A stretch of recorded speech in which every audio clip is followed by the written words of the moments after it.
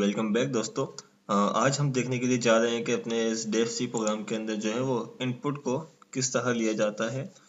Input क्यों लेते हैं हम लोग, बेसिकली जैसे कि लास्ट टाइम जो हमने प्रोग्राम बनाया था वो कुछ इस तरह बनाया था कि जैसे कि हम लोग कोई एक इंटीजर टाइप लिया करते थे अपने पास कि भाई देन हमने यहाँ पे इंटीजर लिया और इसके अंदर कोई भी हमने एक वैल्यू को स्टोर करवा दिया। अब इसको हमें प्रिंट करना है तो हम यहाँ पे इजीली प्रिंट कर सकते थे फॉर्मेट स्पेसिफायर को यूज करके कि हमने यहाँ बता दिया कि हमारे पास जो भाई ए है वो क्या है, इंटीजर टाइप का है।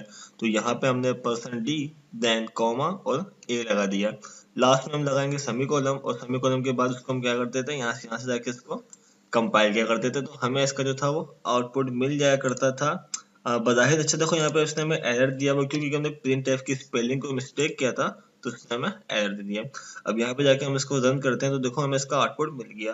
अब हमें यहाँ पे क्या करना है, अब हम ये चाह रहे हैं कि भाई ये जो यहाँ पे बज़ाहिर अभी हमने सिर्फ इसको फिक्स किया हुआ है ए को कि हमें मतलब फॉर एग्जाम्पल कोई अगर हमें सम करना है तो हम सम किस तरह करेंगे कि जैसे कि फर्स्ट करते हैं कि हमने यहाँ पे ले लिया भाई इंटीजर ए और यहाँ हमने ले लिया भाई इंटीजर बी इक्वल टू कोई भी सेकंड वैल्यू। अब मुझे इसका सम चाहिए तो हमने एक नया बना लिया भाई integer sum equal to A plus B.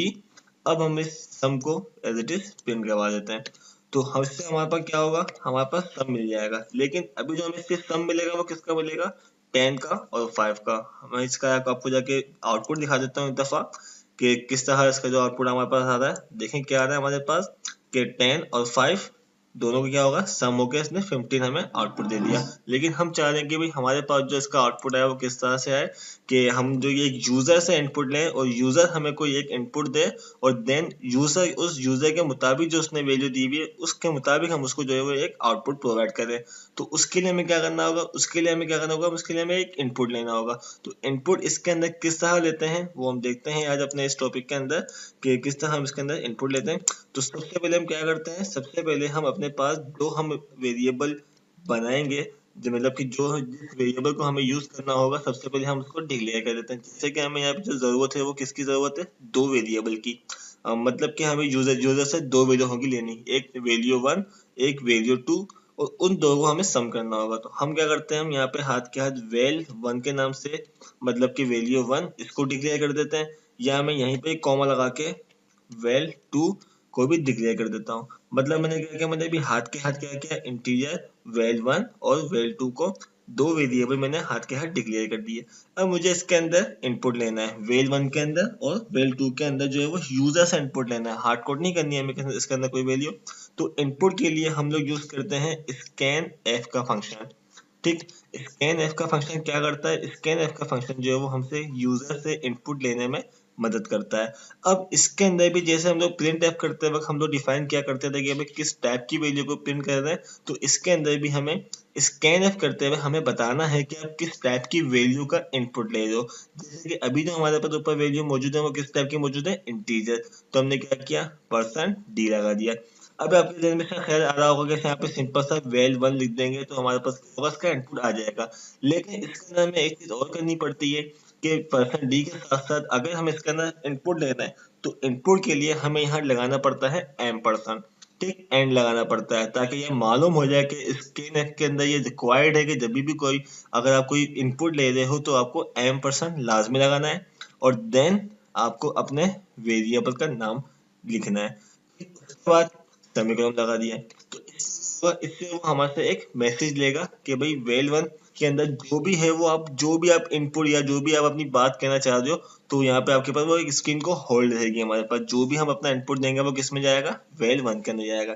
हम क्या करते हैं कि एक और मैं स्कैन एफ बना लेता हूँ जो कि मेरे पास दूसरा भी %d मौजूद है तो उसको भी हमने %d देन कॉमा एम्परसेंड और कर दिया हमने यहाँ पे वेल 2 और सेमीकोलन और नीचे क्या कर दिया हमने, एक बना लिया इंटीजर के नाम से सम का वेरिएबल जो कि हमें इसका आउटपुट जो चाहिए वो हमें इसका सम चाहिए। तो हमने यहाँ पे बना लिया भाई सम, सम के बाद इक्वल टू वेल 1 के अंदर जो भी यूजर ने इनपुट दिया है वो प्लस हो जाए वेल 2 के इनपुट से हमारे पास। ठीक, अब इसको हम अब करते हैं थोड़ा सा प्रिंट करते हैं तो देखते हैं क्या आता है हमारे पास इसका आउटपुट।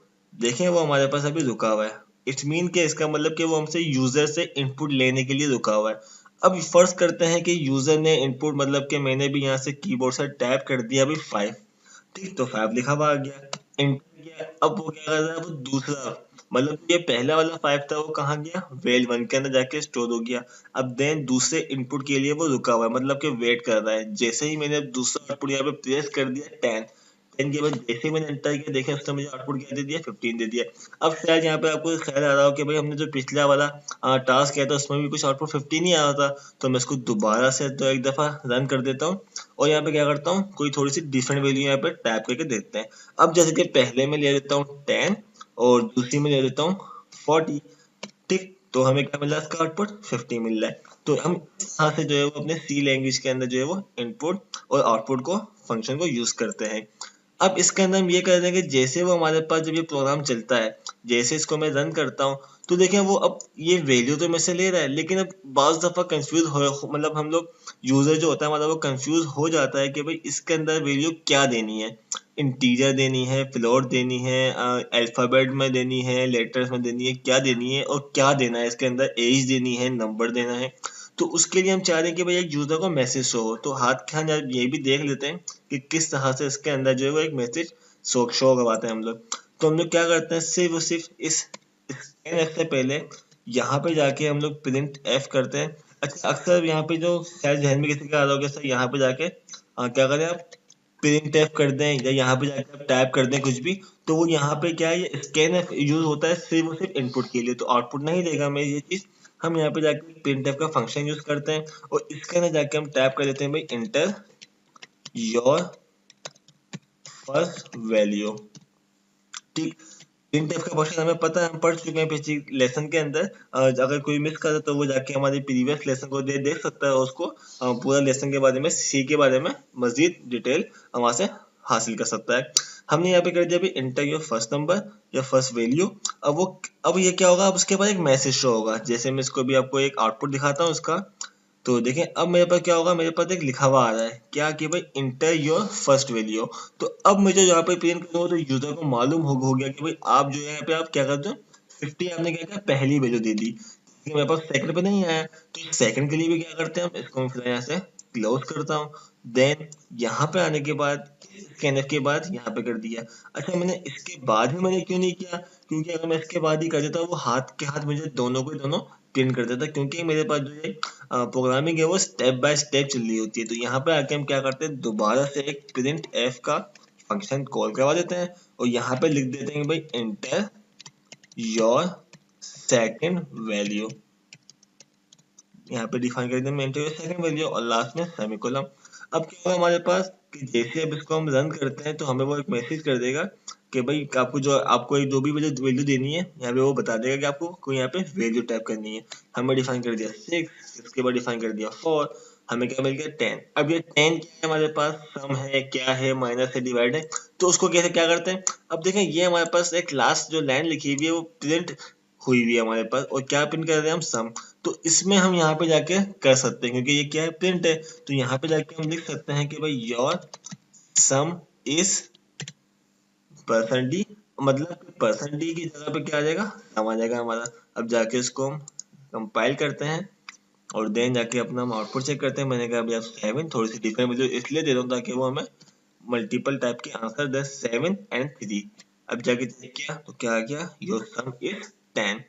तो इस तरह से जो है वो हम लोग अपने पास जो है वो इनपुट और आउटपुट की मदद से एक यूजर डिफाइंड सम बना सकते हैं। आपको माइनस सब्ट्रैक्शन जो करना हो आप सिर्फ कर सकते हो, सिर्फ क्या होगा, आपके पास ये साइन ऑपरेटर जो है आपके पास ये चेंज हो जाएगा। आप इसकी जगह माइनस ले लो, आप इसकी जगह मल्टीप्लाई ले लें, आप इसकी जगह डिवीजन ले लें, जो आपको करना है वो यहाँ पे जाके आप लोग अपनी मर्जी से यहाँ पे यूज कर सकते हैं और यूजर की वैल्यू को आप उसके यूजर के मुताबिक अपलोड प्रोवाइड कर सकते हैं, ठीक। बाकी के लेसन में हम और मजीद चीज देखेंगे, कंडीशंस, ऑपरेटर्स वगैरह। तो देखते देखते रहे आप लोग हमारी वीडियो को, और अगर मजीद वीडियो अगर आपको देना है, आपको अपडेट देना है, तो आप हमारे चैनल को सब्सक्राइब करें ताकि जो भी हम नई वीडियो को अपलोड करें तो आपके पास नोटिफिकेशन आ जाए कि आप लोग हमारी हर वीडियो से बाखबर रहें, ठीक। जब तक के लिए अल्लाह हाफिज।